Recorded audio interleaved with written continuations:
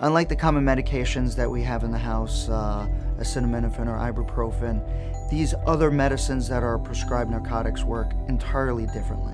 80% of the synthetic opiate prescriptions in the world are prescribed in the United States. About 20% are at risk for addiction.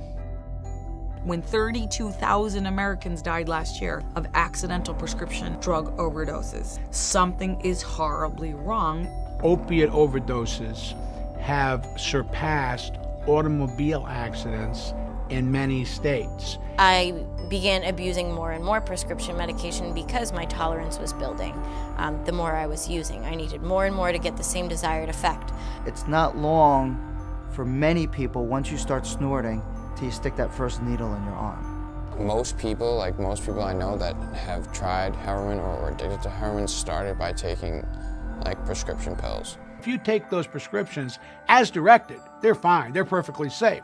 It's when you start either mixing them or taking more than you should is when you get into trouble.